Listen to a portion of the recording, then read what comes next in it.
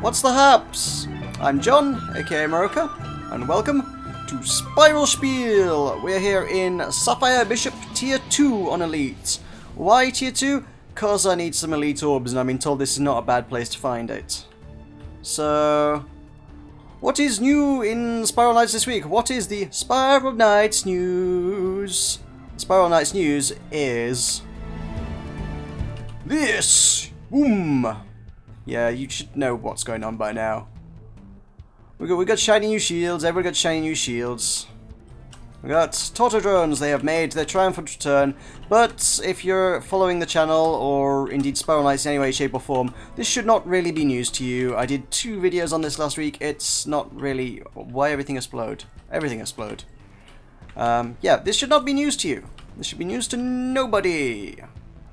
So, yep, that's, the videos are slightly a teeny bit out of date now because there's been patches, bug fixes, tweaks, that kind of thing. Since those videos were first recorded, the game was patched so the Torto drones are a little bit harder than they were originally. I'm not sure in what respect, other than, I don't know if they just gave them more health or made them hit harder or what. All they said was they made it harder. The fight didn't seem to change dramatically. The ID cards, you need to go in. Now you need the 10,000 crowns to build an ID card to start the Torto drone level instead of 3 orbs. So yeah, there's that. And the Torto drones themselves seem to come with a wonderful, wonderful bug, which meant that it broke the game. It created I guess it was a memory leak of some sort. And I don't know enough about computers to know what on earth that actually means, but I guess no, I'm not even gonna guess. I don't know. I have no idea what that means. All I know is it meant that every, I don't know, 10 seconds or so, the game would just sort of freeze up for about a second, and you wouldn't be able to keep playing. It was awkward. It was trouble, is what it was, especially if it happened in the middle of a Torto drone fight when there's lots of stuff happening. So that has now been fixed. I'm wondering if I'm heading in the right direction. I see crystals. I think this is a... Yes, good, right direction. So that should be okay now. If you're having trouble with Torto drones, principally for that reason, you should have less trouble with Torto drones because they should be less awkward now. You should not break your game. In the social medias, if you do not follow Spiral Knights on Facebook or Twitter or indeed Google+, well, you can do, and you will get some more concept art. This week's concept art, we got a picture of the strangers with a bunch of snipes, and a query as to, what do you think the strangers are doing? Nobody knows who or what the strangers are. We've been here for long enough and we don't know much about them. There was a promotion a while back where you got their hats, but that's about it. They're still just a bunch of guys hanging around in Haven, doing strange things, selling things, running the show. We don't know who they are or what they are, but they're here.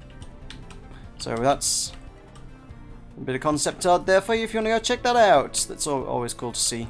Ow. Everything exploding today. I really need to be more careful where I swing my sword. There we go.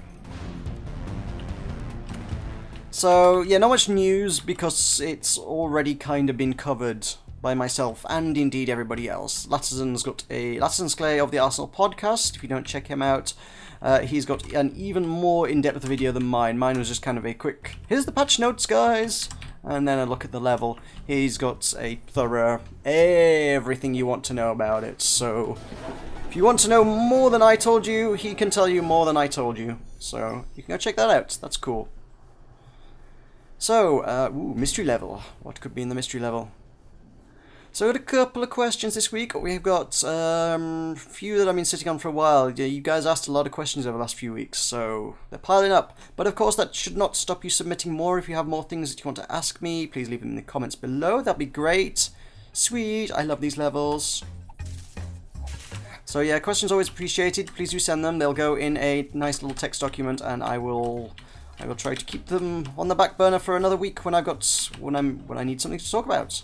So this is Gnomza, a guy who historically has asked quite a lot of questions of me, and he's returned. He's returned with a question on luck. Do you evaluate yourself as lucky, in a good or bad way? Do you use any good luck charms? Do you know of any charms that are used by any people that you know? What, in your opinion, makes a good luck charm?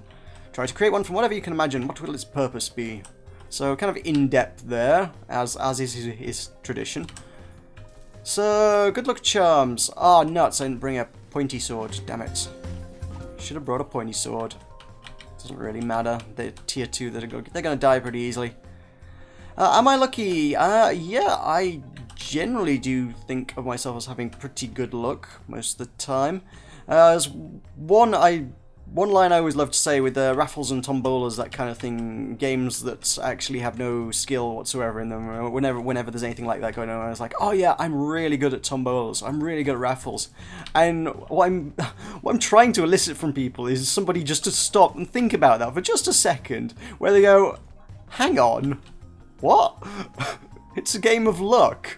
But I guess nobody has ever given it any thought, because nobody has ever done that. And I'm continually disappointed by my lack of reaction to telling people that, yeah, I'm really good at raffles. Everybody's just like, okay, you're good at raffles. They're like, no, you don't understand. It's a joke. I can't be. Nobody can be good at raffles. Although I do historically have a pretty good track record with them. I used to attend a astronomical society, and they had sort of weekly... Was it weekly or was it monthly? I forget now. I don't think it... I'm not sure it was weekly. It must have been monthly. They did a monthly meetup, and they get various guest lecturers in to talk about various topics on astronomy and stuff, because that's kind of stuff I like. And they, at the end of every week, would hold a raffle, and you win various books and doodads and things, astronomical gadgetry, and I won an astonishing amount of those, to the point where it almost looked like it was suspicious, as if the whole thing was bloody fixed, quite frankly. Because I have got, back home at my parents' place, certainly on my bookshelf back there, I've got quite a collection of astronomical books, that most of which I haven't even delved into, just because there's so bloody many of them that I won from various raffles. So yeah, I do tend to be like, yeah, I'm pretty good at raffles. So, yep, I'm lucky. Do I have any lucky charms? They're always after me lucky charms. No, wait, is that racist? I don't know. Anyway, yeah, well, sort of, maybe, kind of. I'm sort of tempted to say yes. I don't really think of them in any serious way, but I do sort of occasionally get things like, yes, this is my lucky charm. I'm like, why am I saying this is a lucky charm? I don't really believe in that to any real extent, but I do. So I've kind of gotten, in fact, it's sat on my table here in front of me. I have a...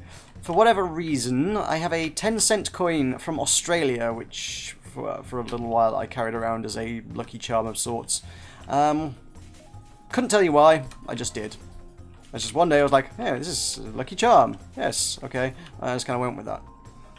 It's silly superstition, which has no basis in anything, like most superstitions. So, yeah. So... Do I know what anybody else has a lucky charm? No, because it's not the sort of thing people tend to go on about. People don't go, oh, this is my lucky charm. Check out my lucky charms. No, people don't talk about that, really. Also, it's silly superstition, you know. Sort of, you know, average 20-something-year-old people don't tend to, you know, go on and on about superstitions. So, no. What makes a good luck charm? I don't know. What makes a good luck charm? What a question. That's rather dependent on the person. I mean, like, say, for whatever reason, I picked a 10-cent coin from Australia. Why should that be any luckier than anything else? This is a wolf level, isn't it? I think, just from the music. I didn't read the level. Wolverden, Electric Wolvers. This is, I think electric is the theme of the day. So I do need to remember to swap out my swords. My sword slot has expired. No, my sword slot has expired. Which means I can only carry 2, and now I need to pay for more. I didn't realise it was quite so imminent, and it was, and now I'm down to 2 weapons again. I don't like this. I liked my freedom of having 3 weapons. Oh well. I've made do with 2 before, and I shall do so again. Whatever. So yeah, I think lucky charms are rather dependent on whatever the person wants the lucky charm to be. Surely? Different people are going to pick different things. You can't really define what makes a good one, unless it's like a 7-leaf clover strapped to a horseshoe. That seems like that'd do the job pretty well. I don't know, are there any materials that are lucky? Yeah, like, maybe if there's a horseshoe made out of lucky heather? Yeah, a 7-leaf clover strapped to a horseshoe made out of lucky heather. That'd probably be a pretty lucky charm if you absolutely wanted to carry one around with you. Although it'd be a pretty odd one to carry around with you. It would be kind of bulky. I don't know where you'd put such a thing. If you had a horse on standby, you know, at least you could justify having a horseshoe. But most people, it's probably not practical to carry such a thing around. So yeah, that's luck. That's me on luck, I think. I got a question. I don't know how long I've had this one. I feel like I've had this question a long time, but I don't remember when he asked it now. Sky Scythe asked, do you think Photoshop should be outlawed for models as a performance enhancer of sorts akin to steroid... I'm trying to stab things and I can't read and stab at the same time. Do you think Photoshop should be outlawed for models as a performance enhancer of sorts akin to steroids with athletes, or is it just too loose a comparison for a definite answer? I would say it's probably not a good comparison. Guys, ooh, let's do this. That's fun. I like doing that just because you can do that now. I had no interest in doing that before you could do it. Now it's great just to go through leaves. Just because. Lol. That's going to blow up that thing if I go through that, isn't it? Yes! Oh, it did. But it didn't kill me! Hooray! That's so much fun. I love the shield. Just the animation. I never shield bash much, but the animation. Oh, let's do this. Let's do this. Sweet. So yeah, Photoshop for models, not a valid comparison, I would not say. Mainly when you consider that athletes generally tend to be competing for some sort of prize. So when there's, you know, gold medal and national pride at stake, saying this guy's taking chemical supplements that change his body in such a way that gives him an unfair advantage over others, you know, that's not cool. But then with models, what are they doing? They're posing to look pretty. They're not. There's no gold medal for modelship. Is modelship a word? It is now. So yeah, you never get a bunch of 10 models together and go, okay, we're going to photograph all of you, and the one that looks prettiest wins. That never happens. I mean, the closest you could possibly make as a comparison would be a beauty pageant, I suppose. And even that's still not particularly comparable. Aha, prize is down here. No orbs though. Yeah, the closest comparison would be a beauty pageant, and that doesn't work because you're not photographing them. It's always sort of done live. You get a bunch of people, live people in a room in front of a live panel of judges or what have you, and they are judged on their physical appearance as well as whatever else, talent and stuff. I guess, is there a talent portion in these things as well usually? I don't know, I've never really attended a beauty pageant. All I know is what you see in the popular media from time to time, you know, like when a TV show goes, oh, look at these people in a beauty pageant, and that's my knowledge of that. I'm assuming it's accurate, but it's TV. It might not be. At any rate, yeah, they're being, as far as I'm aware, they tend to be judged by a live audience, and it tends to be done live. You don't tend to take a bunch of photographs and then compare the photographs afterwards. If that were the case, that would be an apt comparison, but since that's not the case, I really don't think it holds up particularly in any way, shape or form. The closest thing to a beauty pageant performance enhancer would be cosmetic surgery, surely. Would be the only way you could really do that one. So, should cosmetic surgery be outlawed for beauty pageants? I don't know. How do you improve that? You can't. It's not like you can just do a chemical test that proves there's cosmetic surgery. You'd have to go through medical records and stuff, which are, at least in this country, supposed to be private. I don't know how other countries handle that, but you should not be able to look through other people's medical records. So yeah, that's all a bit of a grey area, and probably not one of the most important things in the world. I was going to say, there's no real national pride at stake. I suppose Miss World competition's probably the most notable one. But then, you know, it's still not really the Olympics. People tend to get a bit worked up about the Olympics and junk. Nobody really goes, oh my god, this is so important. The fate of the world is at stake when we're talking about sort of Miss World competitions. So, yeah, it's probably not a big deal. I am going through these questions surprisingly fast today. I'm being succinct, somehow. What else have we got? We have got more questions I can dig out. I've got a few, like I say. Technokill asks, have you ever gone skydiving? Nope. Next question.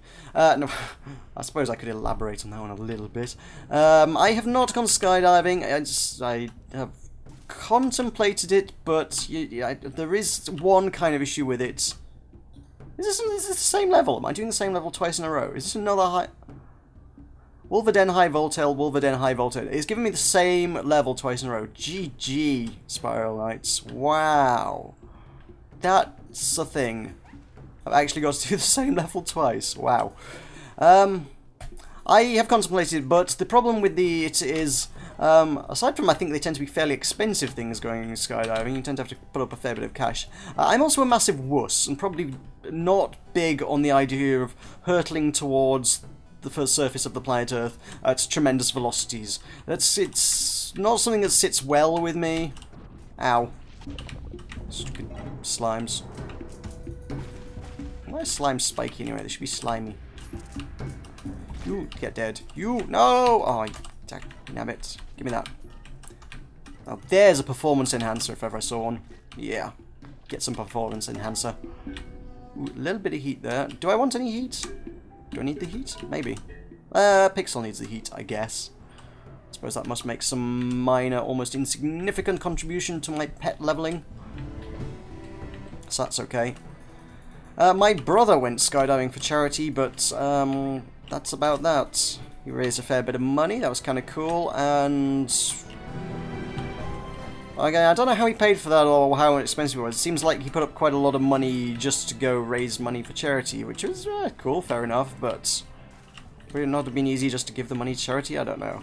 Maybe he wanted the experience. That's a thing people might do, you know. Either way, ooh, hey look! How very apt! What a find! Of all the times to find such a thing. During the Great Migration, we found one who didn't make it all the way through the migration last time, clearly.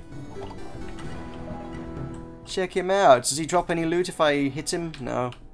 It's not. I don't think this is an interactive room. I think it's just a decoration room. Oh well, that's all pretty cool. Good find. Yes. Torture drones. Torture drones are cool. I want a pet torture drone. I've seen a lot of people speculating that could potentially be a pet because it would be a cool pet. I don't object to the idea. I would like a torture drone pet if that was a thing. So yeah. So skydiving, no, never been. Not a particularly great chance that I ever will. It's not something that particularly appeals to me.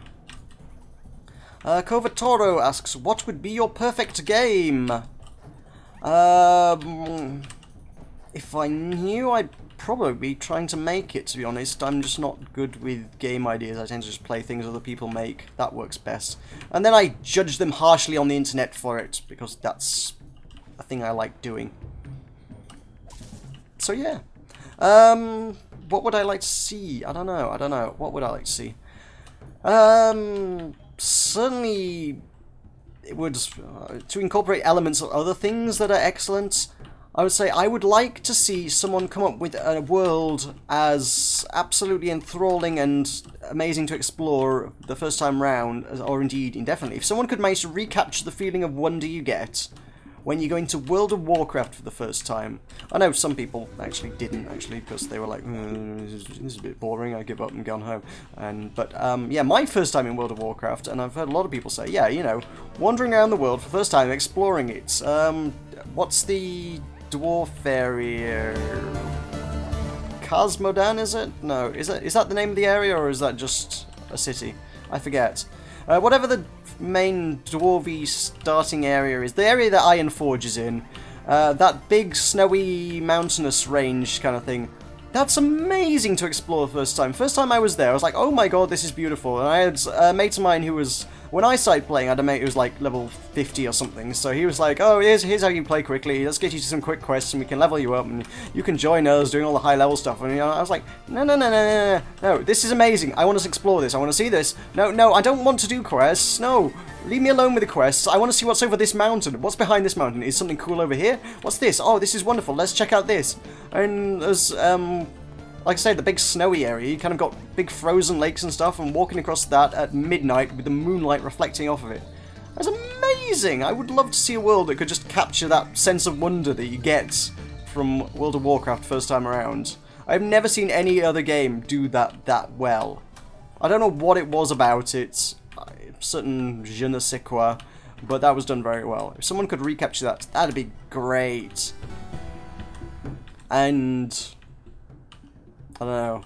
Animal Crossing, I'm tempted to say. There was something about Animal Crossing as well that kept me playing that for over a year first time around. And I mean the first one on the GameCube, before they ruined it with all the other people and things. Other people just ruin things. No. I've not been... They seem to reduce features in the games just in order to try and shoehorn more people into it. And it's like... But what about the villagers and things that happened in the town? I cared more about the world of Animal Crossing than I did about, you know, having other real people to share it with. That was very much secondary to the fact that this was an amazing place to be. So yeah, something like that. So Animal Crossing in World of Warcraft. Someone do that. I don't know whether that would work, but someone do that. That said, there was... What was it called? There is one of those voxely-based, open-world exploration type, Minecraft kind of clone kind of things that popped up on Steam a couple of weeks ago. And the name totally eludes me. It's something involving wind, I think. But I did look through the blurb of that, and it was like, oh yes, it incorporates elements of Animal Crossing and a bunch of other stuff. And I was like, oh, you had me at Animal Crossing? In what way is this like Animal Crossing? Please elaborate further, because I would really love to see someone do. Someone just did Animal Crossing on the PC, I would be there. I did see another game pitch about a year ago as well. Someone else was apparently working on something that was similar, and I can't remember what that was called, and I've not seen or heard anything of that since either, so I don't know what that one is either. But someone with some actual budget and or talent, please get on that, because that would be much appreciated. Yeah, those kind of things. I can't really define what would make my perfect game. I can just tell you what sort of things are awesome and I would like to see done really, really well in a game. Yep. So that's that. And that probably brings us to as far as I'm going to go today, because I've got all the questions I grabbed and thrown in a big pile there. We have burned through in 20 minutes. Jeez. Surprisingly fast today, so sorry about that if you're wanting a long-winded, rambly sort of rant today. You're not getting a long-winded, rambly sort of rant today, so that'll do it. So if you've enjoyed, please feel free to leave me a like, because that'll help me out a bunch, and if you don't subscribe, please consider subscribing to my channel, because I make videos on a daily basis, and they're not all quite as long-winded and rambly as this. There's a lot of reviews and Let's Plays and things. So, yeah, please subscribe. So thank you very much for watching. Do remember, if you have a question, you can leave that in the comments below, and I shall get to that one as soon as possible. Twitter also, if you follow me on Twitter, you could also throw me a message there. Nobody has yet done so, but it is entirely an option. So there's that as well. So yep, thanks for watching. I shall see you next time.